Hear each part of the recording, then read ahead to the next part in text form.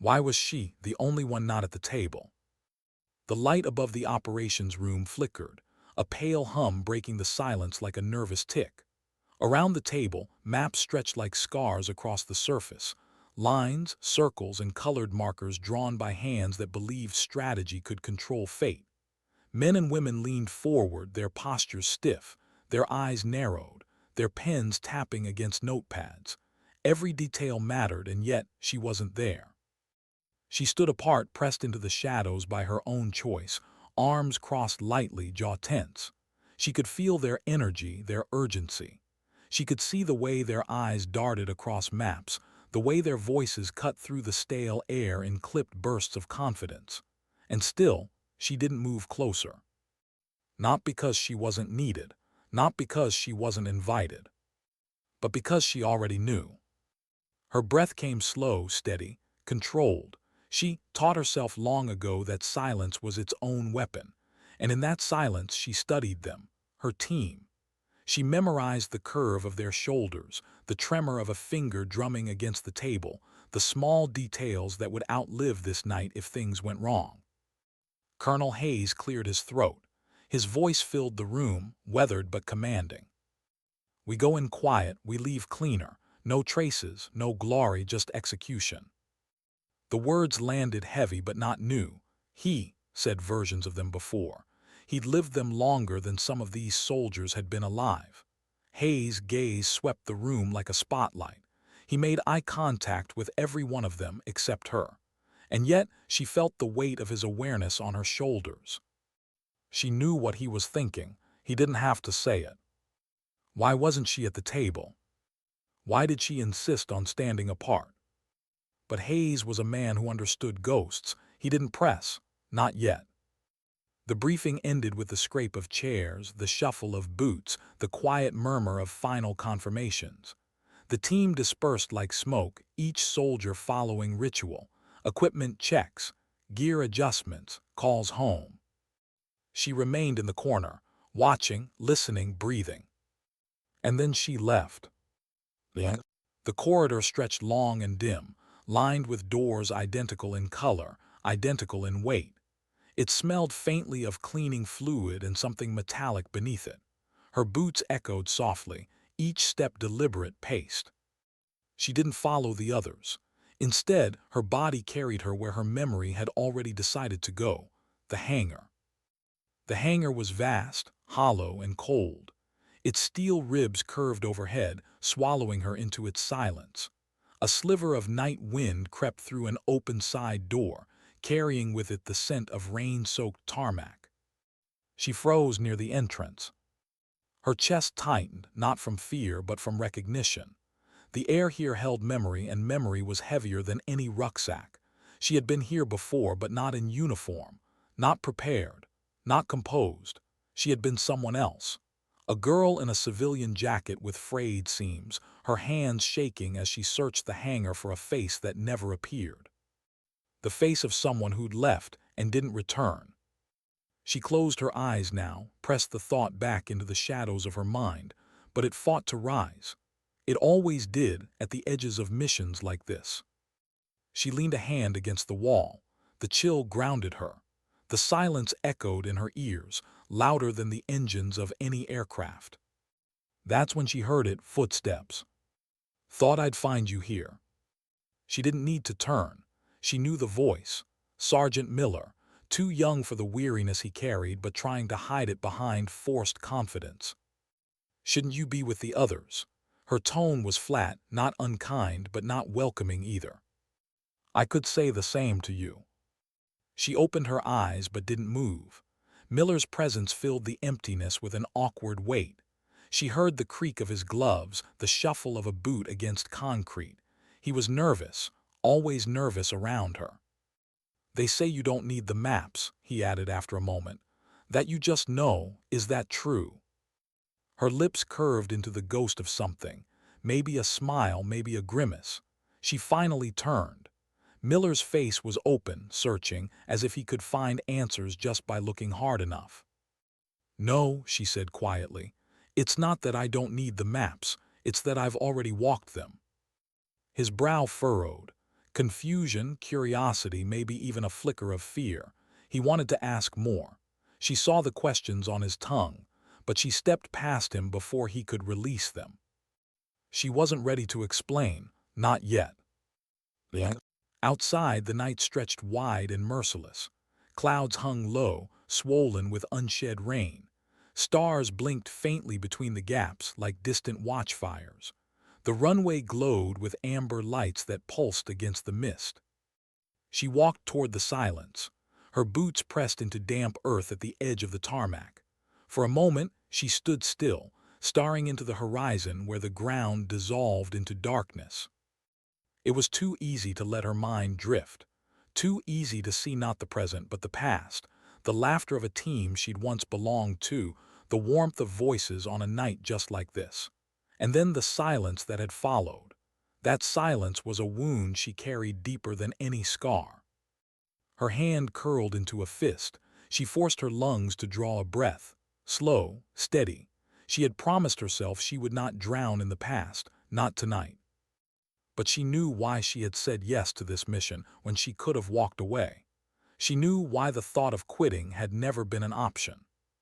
Because walking away would mean forgetting, and forgetting would mean betraying the faces she still saw when she closed her eyes. Her throat burned as she swallowed the memory down.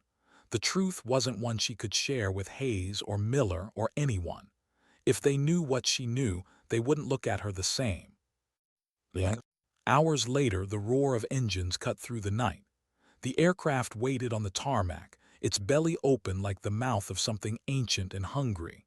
Soldiers filed in with heavy packs, weapons slung tight, helmets tilted low. She followed last, she always did. Inside, the metal interior buzzed faintly with vibration. She chose the farthest seat, pressed against the side, apart from the others. The team strapped in, voices low and uneven, laughter bubbling up in nervous bursts. Miller was among them, his jokes falling flat, his smile too quick. She listened, not to their words exactly, but to the music beneath them, the cadence of nerves, the rhythm of fear. Some spoke of home, a child's birthday they would miss, a promise made to a wife, a mother's call they hadn't returned. Every voice was a reminder, every laugh was fragile, every silence between words carried more weight than bullets. She leaned her head back, closed her eyes. The hum of the engines vibrated against her chest. Her heart matched the rhythm. She thought of the last team she had flown with, their voices alive one moment, erased the next. She thought of the promises she had made to herself that night, promises she had kept only by burying them deep. Her lips parted, a whisper escaping that no one could hear over the engines. Not again. The aircraft lurched, the ground slipped away. The hum grew into a roar that filled every crevice of her body. And in that moment, as the world below dissolved into clouds, one thought pressed against her chest with unbearable weight. They think this is just another mission. But it is. Because she hadn't told them the truth. Not yet. What did she see that they did? The aircraft cut through the night, engines vibrating like a heartbeat across the fuselage. Every bolt, every rivet hummed with mechanical certainty. Inside, the team spoke in fragments, half-jokes, whispered worries, last-minute checklists spoken more to themselves than anyone else. She didn't join in. Her eyes remained closed, her breathing measured. But her mind was not silent. It was awake, alive, searching. Every detail of the mission replayed inside her like an endless reel. Terrain, weather, wind speeds, potential entry points. She didn't need the map. The landscape already lived inside her memory.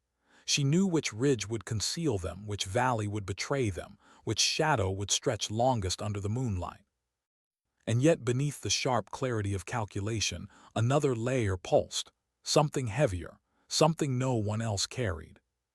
Because she had been here before. Not here exactly, but close enough. Same soil, same kind of darkness, same weight pressing against her lungs, whispering the names of people who never came back. A shiver worked its way down her spine. She forced it down, straightened her shoulders, reminded herself this was not that night.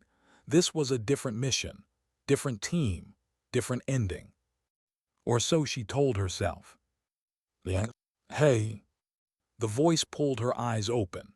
Across from her, Miller sat stiffly, helmet resting in his lap, hands fidgeting with the chin strap. His attempt at casual broke under the tension in his shoulders. "You ever get used to this part?" he asked, nodding toward the vibrating walls around them. "The waiting." She studied him, young but not untested. His face carried lines carved too early, as if war had etched itself onto skin that hadn't had time to age. "No," she said softly. "You never get used to it, you just learn to carry it differently." He frowned, digesting the answer. Carry it how? Her gaze shifted past him to the dim red glow of the cabin lights. Shadows flickered across the steel ribs. She exhaled slowly. "You stop fighting the silence. You let it in. Once you stop trying to outrun it, the waiting doesn't feel so heavy." Miller nodded like he understood, but his hands kept moving, restless. His silence betrayed him. She closed her eyes again. He didn't press. Yeah.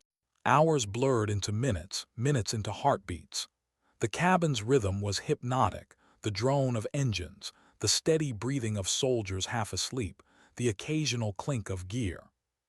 She let her mind drift, not to the present but backward. To another aircraft, another night, another mission she had walked into with the same silence wrapped around her shoulders. She could still feel the weight of the helmet on her head, the taste of adrenaline on her tongue, the way the cold air had stung her face as the ramp opened. She could still hear the laughter, the kind soldiers used to cover fear, loud and careless and alive. She could still see the flash of light when everything went wrong, the sound, the chaos, the silence that followed. Her chest tightened. She opened her eyes before the memory swallowed her whole. Not now, not here. She had promised herself she would not let their faces distract her. She had promised herself she would not let grief steer her hand. But promises were fragile in the dark. Yeah. The aircraft jolted, a shift in air currents, a reminder that ground was approaching. Colonel Hayes' voice crackled low across the comms. "Gear up, 10 minutes." The cabin stirred, helmets fastened, gloves tightened, weapons checked one final time. The silence fractured into metallic clicks and muted breaths. She rose slowly, her movements precise, unhurried. Her hands checked gear not because she doubted it, but because ritual steadied her mind. Each strap tightened, each buckle secured, was another anchor holding her in the present. Miller glanced at her as he pulled his helmet on. His eyes lingered, searching again, as if trying to decipher the calm in her face. He looked like he wanted to ask another question. He didn't. She was grateful for that. Yeah. The ramp lowered. Cold air slammed into the cabin, sharp and biting. The world outside yawned wide, shadows stretching across the valley, moonlight breaking through shredded clouds. The smell of wet soil and pine rushed in, grounding them in the reality of where they were headed. One by one, the team filed out, boots striking the earth with heavy finality. She stepped off last, her eyes immediately scanning the horizon, the ridges, the tree line. Every sound registered, the distant rush of wind, the whisper of branches, the crackle of radio static. Her hand rested against the rifle at her side, not gripping, just touching. A silent reminder, a tether.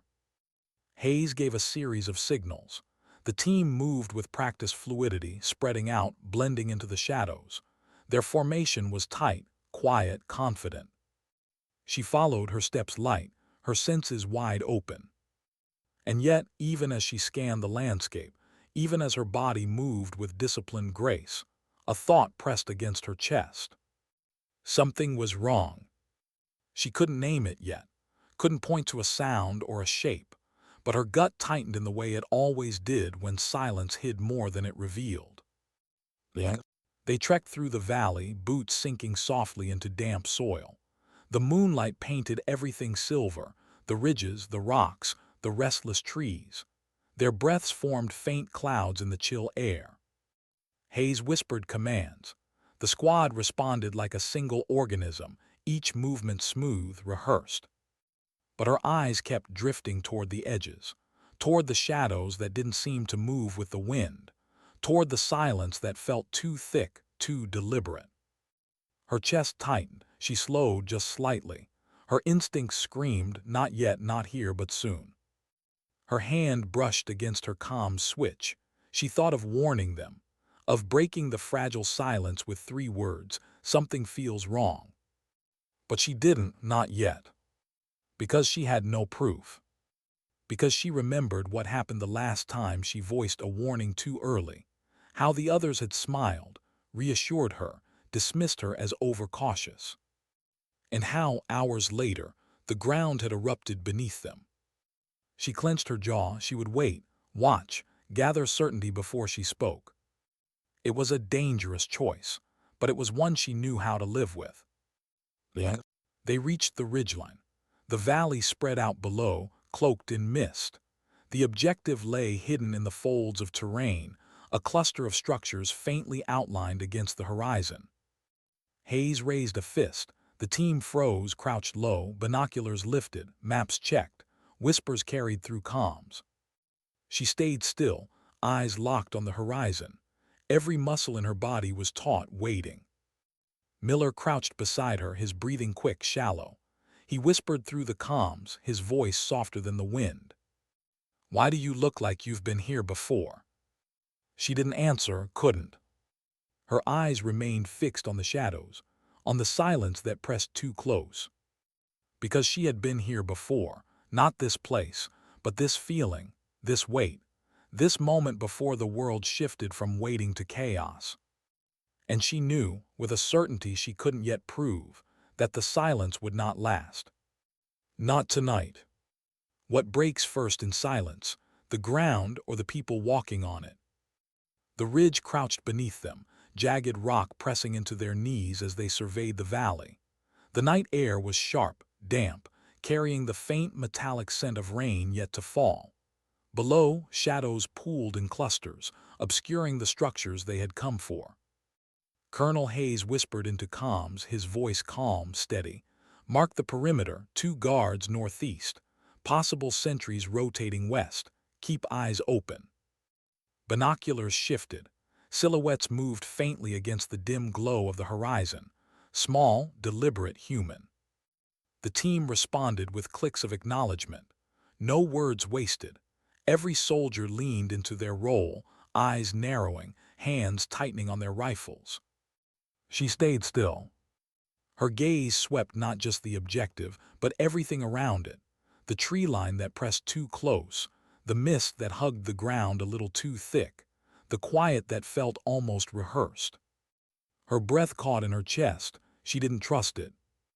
She had been in valleys like this before, places where silence was bait, where stillness hid more than it revealed, places where soldiers told themselves the quiet was safety, right up until the first shot tore it open. Her jaw tightened. She wanted to say it, "Something's wrong." But the words sat heavy on her tongue, unspoken. Because she remembered what happened last time. It had been 2 years ago, a different mission, a different team, same silence, same valley. She had warned them then. Her voice had cracked through comms, raw with certainty. "We shouldn't be here, something's off." They had reassured her. They had smiled under helmets she couldn't see, told her she was wound too tight, told her to trust the plan. And then the ground had erupted beneath them. The memory pressed against her now, sharp as glass. She forced it back, swallowed the words she wanted to speak. Not yet, not without proof.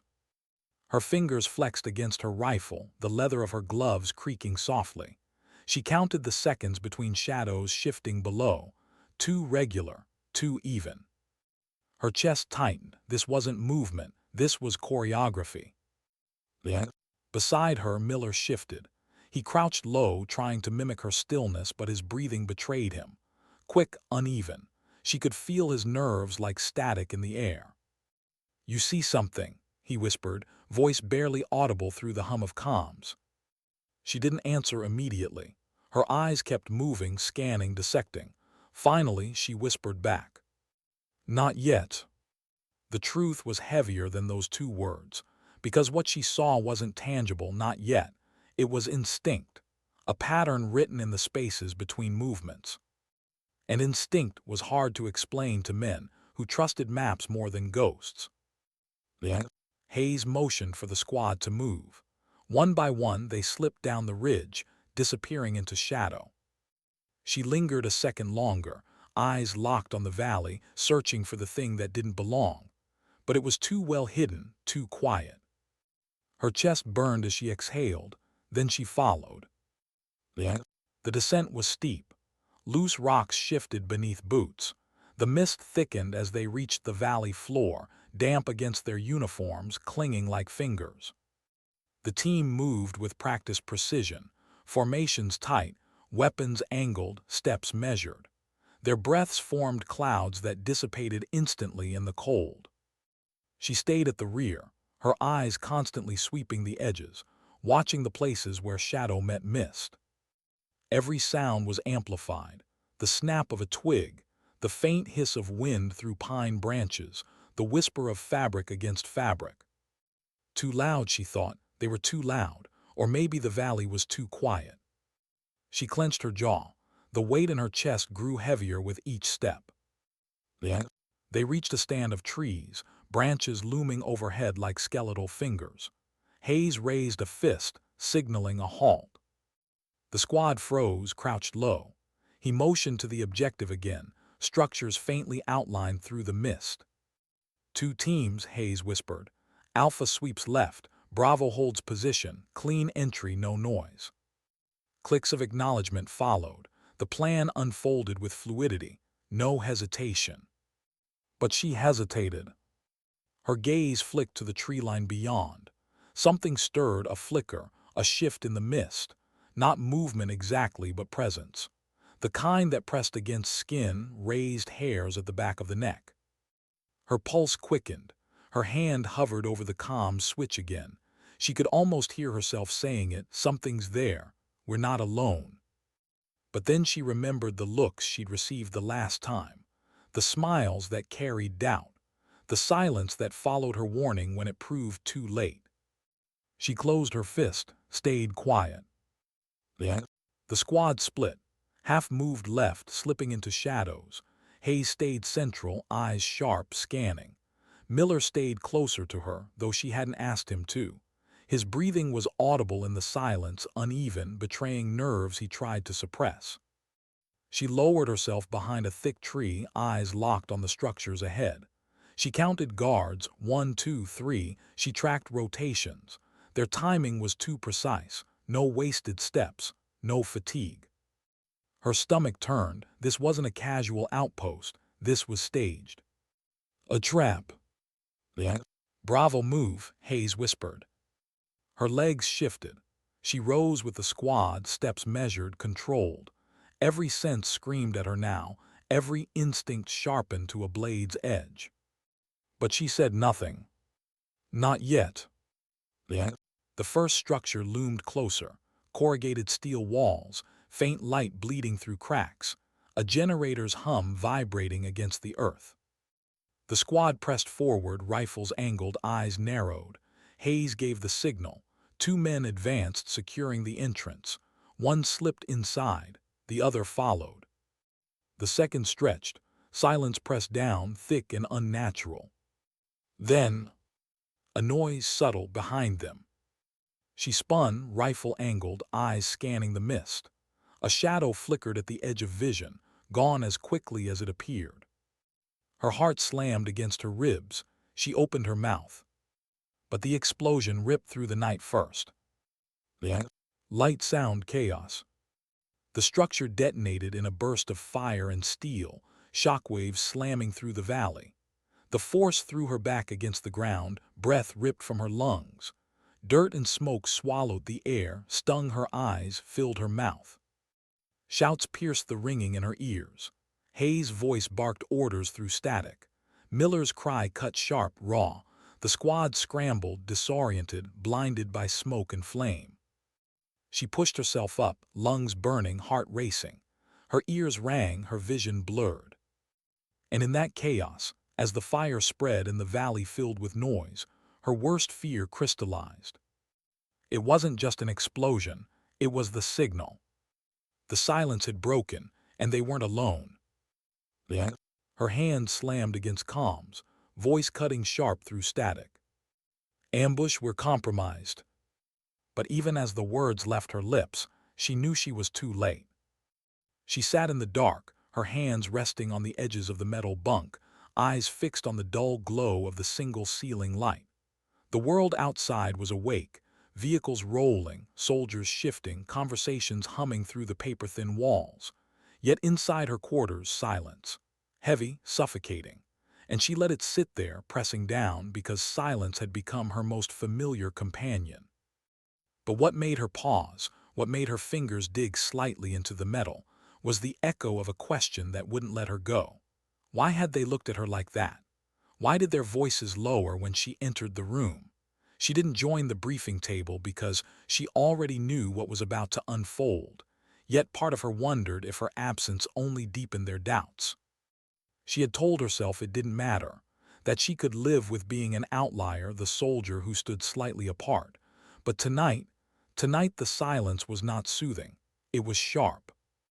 A knock rattled the door. She didn't answer at first, just breathed. Then another knock, softer this time, hesitant. When she opened it, Sergeant Blake stood there, shifting his weight, his expression somewhere between worry and resignation. "You good?" he asked. Not the kind of good you ask when you expect a yes. The kind you ask when you already know the answer. She gave him the faintest nod. "I'm fine." But his eyes stayed on hers longer than necessary, and for just a flicker of a moment she thought he might push. He didn't. He stepped back, nodded once, and said, "Wheels up in 4 hours." Then he left her in the dim-lit silence again. 4 hours. The number beat in her chest like a drum. Not much time left to wonder. Not much time left to decide whether she was going to carry the truth with her or finally let it go. The truth, her own private weight, wasn't tactical, wasn't in the orders. It was older, messier, wrapped in family and memory. And she had kept it buried because in war, feelings got people killed. But now, with the mission looming, the memory kept bleeding through the cracks she had fought to seal. It was her brother's voice, his laughter, the way he always told her she was stronger than she believed. He had worn the same uniform before her, walked the same dirt, sat at the same kind of briefing table. And then one day, he hadn't come back. They had told her it was quick. They had told her it was clean. But she had read the after-action report. She knew better. His name had been folded into a line of ink, casualty. That word had never left her, casualty. And so she carried it, quietly. She carried it into every mission, every silent moment, every briefing she chose not to join. Because part of her believed if she carried it hard enough, deep enough, maybe she could stop it from happening to someone else. That was the weight she bore. Not orders, not strategy, not even the weapon slung over her shoulder. It was the ghost of someone who should have been here but wasn't. Her thoughts were broken by the sound of distant laughter outside. Soldiers moving to the mess hall, burning off nerves before deployment. She stood, hesitated, then followed the sound out of her room. The mess hall buzzed with the kind of energy only hours before mission could bring. Some played cards, some joked loudly, some simply stared at their trays. She walked in, and for a second the noise shifted, just slightly. She felt it, that pause, that awareness of her presence. But she kept walking, head held steady. At the far end of the table she saw Corporal Hayes hunched over a coffee mug. His hand shook slightly as he lifted it. He caught her glance, then quickly looked away. Something about it tugged at her. She sat down beside him. "You all right?" she asked softly. He gave a small, humorless laugh. "First deployment," he muttered, trying not to look like it. Her lips pressed into the faintest smile. "You're not hiding it well." His shoulders tensed, then eased as he gave a half-smile of his own. Guess not, just can't stop thinking about home. My kid's barely 2, doesn't even know who I am yet, and here I am about to head out. There it was, another weight, another life folded into the fabric of this mission, and it struck her how everyone at this table carried something invisible, a kid, a regret, a memory. Some carried it loud, others quiet, but they all carried something. For a moment she wanted to tell him about her brother, wanted to say, "I know that weight, I know how it feels." But she didn't. Instead, she put a hand on the table close enough to steady without touching. "You'll see him again," she said firmly. "Don't let that thought go." His eyes flicked to hers, searching for doubt. He found none. Slowly his breath steadied. And in that silence between them she realized something. The truth she carried, it didn't only belong to her. It belonged to everyone who had ever sat at one of these tables, staring down fear. She had thought her silence was strength. But maybe strength was in sharing the weight, even if only with words. A sudden announcement cut through the air. Final gear check in 1 hour. Chairs scraped, voices rose. The mess hall stirred with movement. But she stayed still for a beat longer, watching the people around her, watching their faces, their lives. And somewhere deep inside, she felt the faintest shift, a crack in the silence she had wrapped around herself. She wasn't ready to break it wide open. Not yet. But tonight, as the mission drew near, she felt a thread of something she hadn't let herself feel in a long time. Not certainty, not confidence, something smaller, gentler. Hoping. And with that, she stood, ready to face the hours ahead, knowing that what unfolded next would test not only her silence, but the very reason she carried it. The wind howled against the hangar doors, rattling the steel panels like bones in a drum. She stood at the edge of the flight line, her boots pressed into the cold concrete, eyes fixed on the silhouettes of aircraft waiting in the dark. Engines whispered in low growls, their voices muted but alive, as if they too were holding their breath. Why did it feel heavier tonight? Not the gear, not the rifle across her chest, not even the hours of preparation. It was the weight inside. The one no briefing could map, no mission clock could measure. She thought about the table she hadn't joined, the faces turned toward screens and plans, the words spoken in clipped tones. She hadn't needed to be there. She had already known. But the question still haunted her. What if staying silent had been the wrong choice? A hand tapped her shoulder. She turned to see Sergeant Blake, his expression grim but steady. "Load in 5, he said. His voice carried no room for hesitation, but his eyes, they lingered just like before. He wanted to ask something. He didn't. Instead, he walked away, leaving her with the silence she clung to and feared all at once. The team moved toward the transport, boots striking in rhythm. She followed, her steps neither hurried nor slow, just deliberate. Inside the belly of the aircraft, the noise shifted. Metal groaned, voices echoed, straps tightened. A chorus of tension disguised as routine. She slid into her seat, securing her harness. Across from her, Hayes sat stiff, his hands clasped tight around his rifle, knuckles pale. He caught her glance and tried a faint smile. It didn't hold. His lips trembled, betraying what his body tried to conceal. She leaned forward, her voice low enough to be carried only to him. "Remember what I said." He nodded, swallowing hard, as if her words were something he needed to anchor himself to. The engines roared louder now, vibration thrumming through the fuselage. The sound pressed against her chest, merging with the heartbeat she refused to let race. Around her, soldiers masked their fear with chatter, half-jokes, curses, murmurs of superstition. But beneath it, she felt the unspoken truth. Every one of them was carrying something invisible. She carried hers in silence, but theirs leaked through cracks, in eyes, in hands, in the rhythm of their breaths. She closed her eyes for a moment. Behind her lids, the image of her brother appeared again. Not in uniform, not on the field, just him at the old kitchen table, elbows on wood, teasing her about how she always stared too hard at things when she was trying not to cry. "You'll break yourself one day," he had said. "Not from the outside, from the inside." The engine surged, pulling her back into the now. She opened her eyes. The aircraft jolted, wheels leaving ground. They lifted into the black, into the void where words no longer mattered, only the weight of choices yet to be made. The flight was long enough for silence to stretch thin. Some slept, heads lolling against bulkheads. Some stared into nothing, rehearsing outcomes they couldn't control. She stayed awake, listening to the hum of the engines, the way sound carried differently at altitude. Blake moved down the row, checking harnesses, giving nods, offering brief words of reassurance. When he reached her, he paused. His hand hovered near her shoulder but didn't land. "You've been quiet," he said. She raised an eyebrow. "I'm always quiet." He tilted his head as though trying to see past her mask.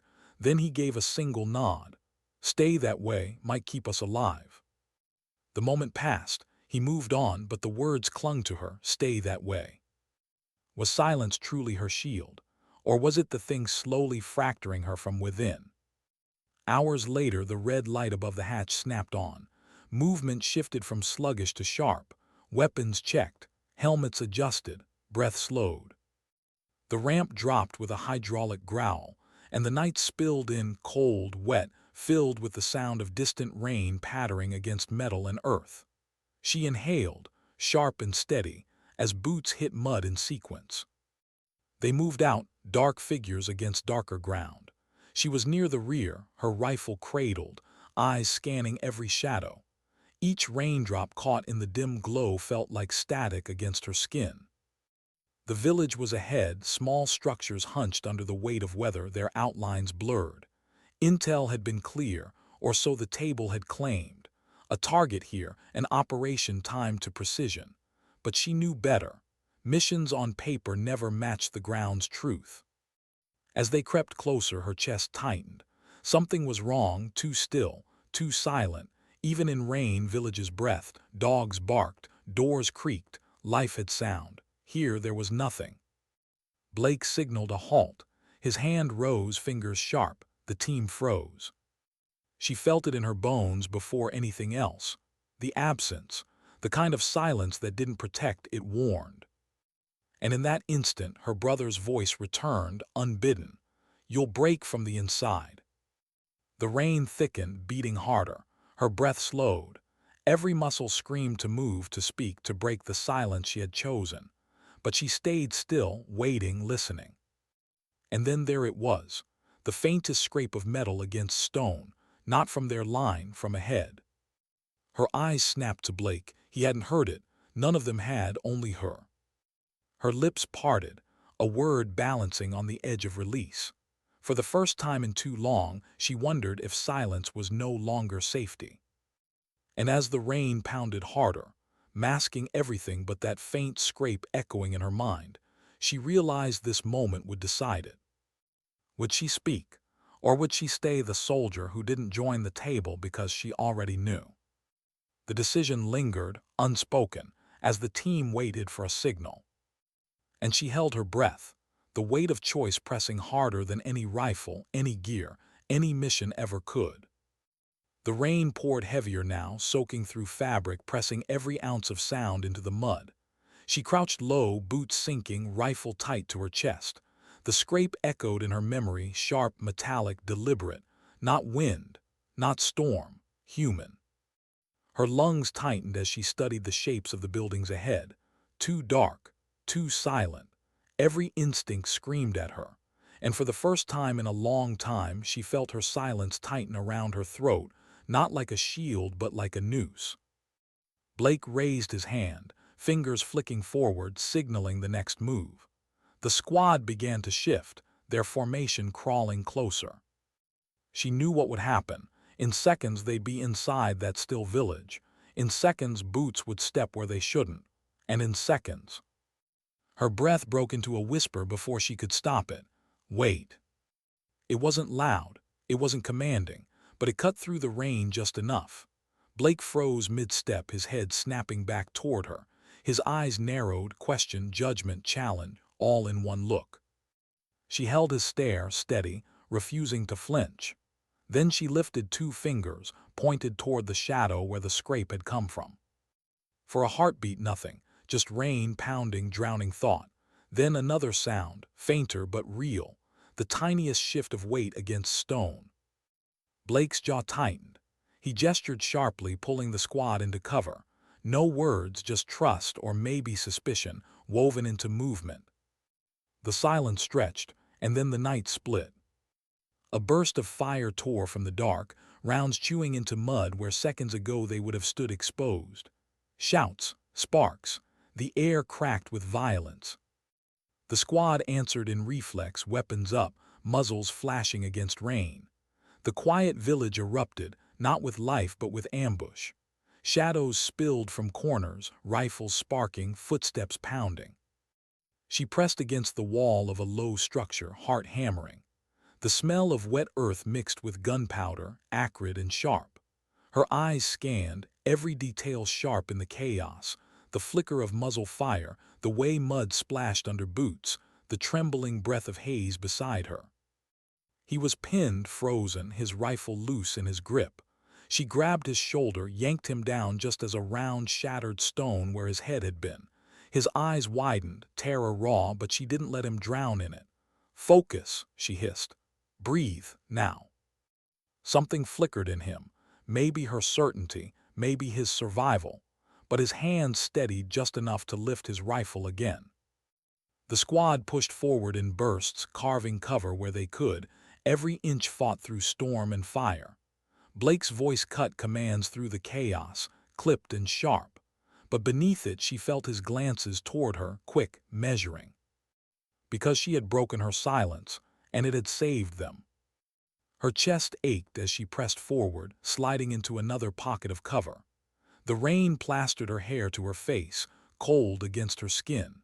For a moment she closed her eyes, inhaling the storm, the powder, the raw edge of fear. Her brother's voice came back, clear as ever. "You'll break from the inside." Maybe she already had, but maybe breaking was what let the sound escape. Maybe silence wasn't strength.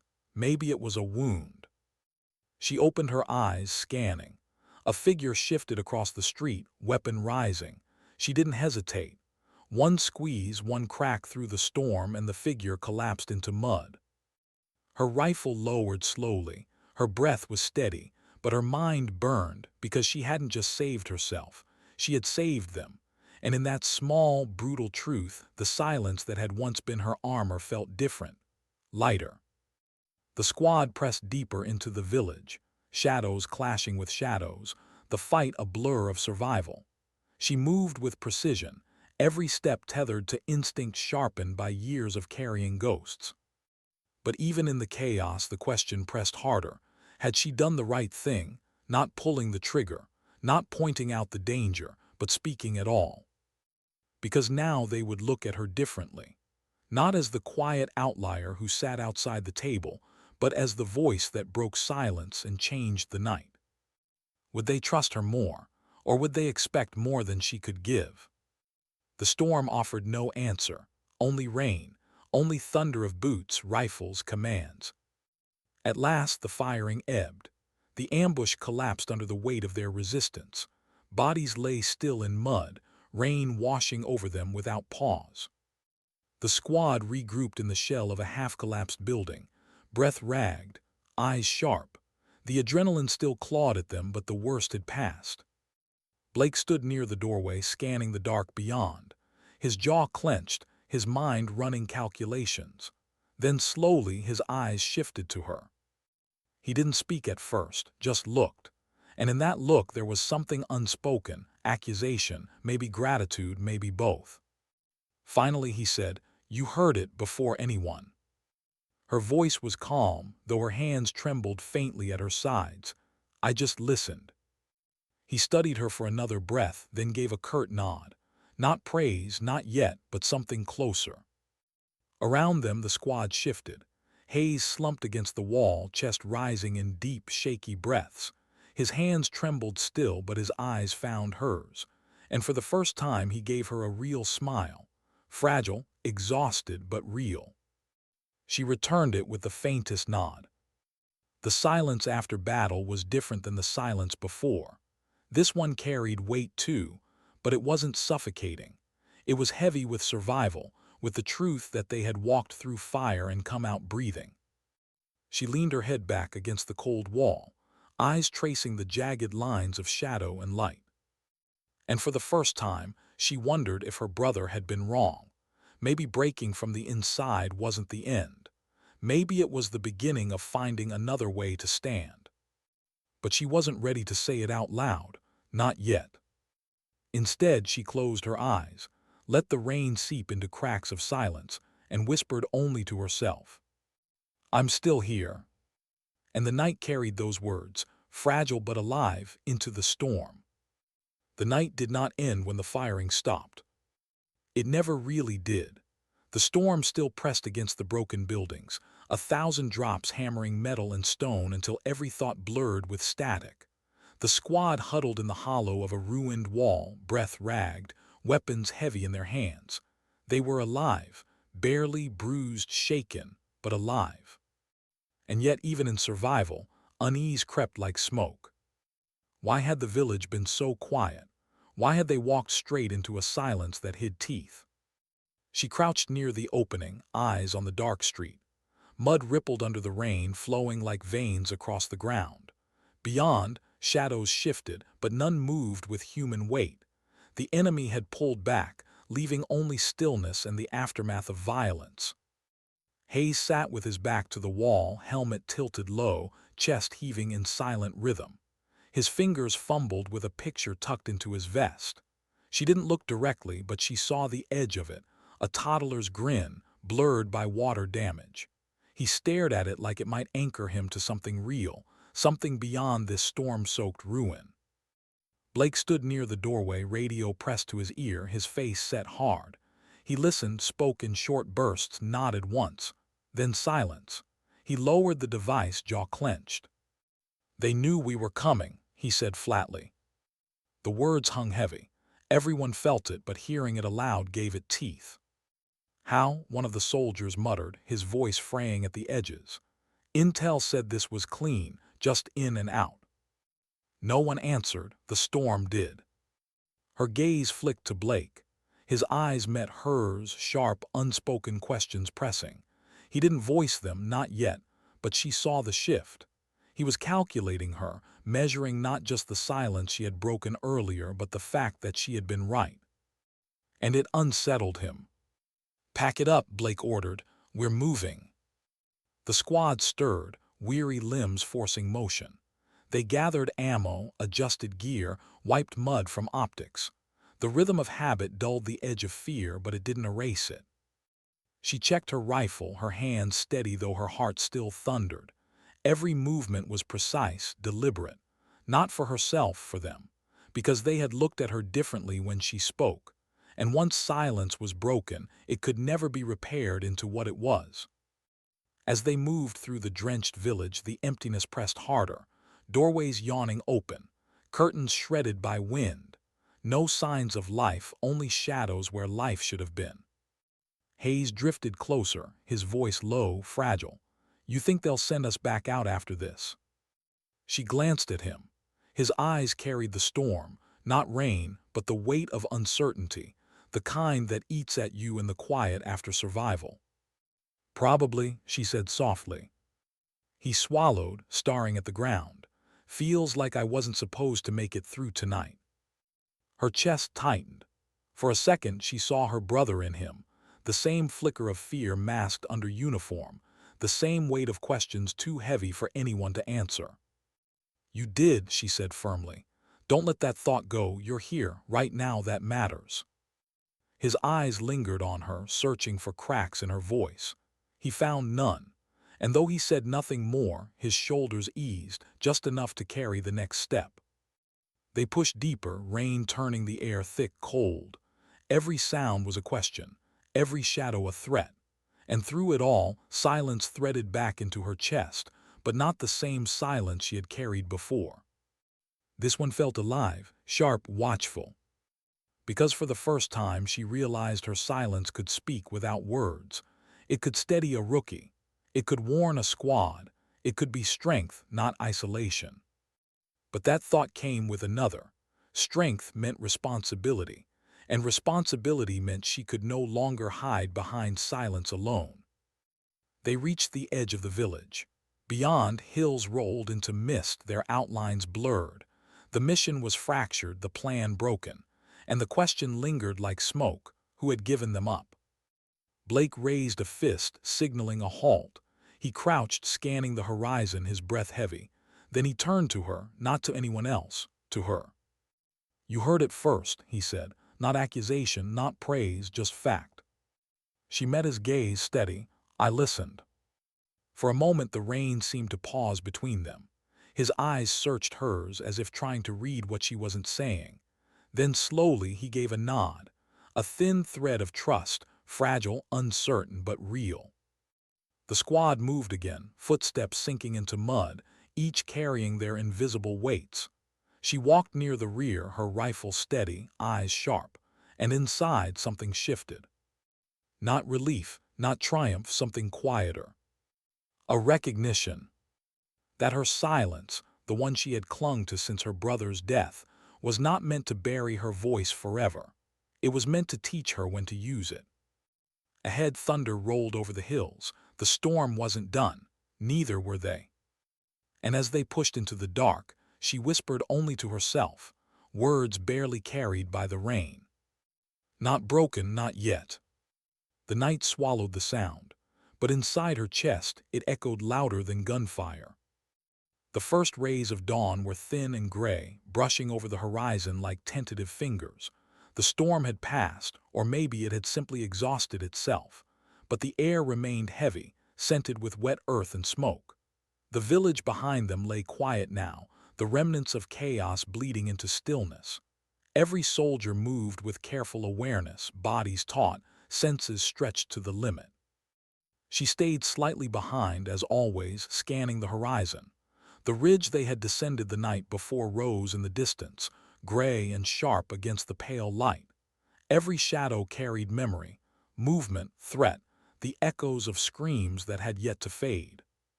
Her chest tightened, not with fear, not anymore, but with the weight of all she had chosen to carry.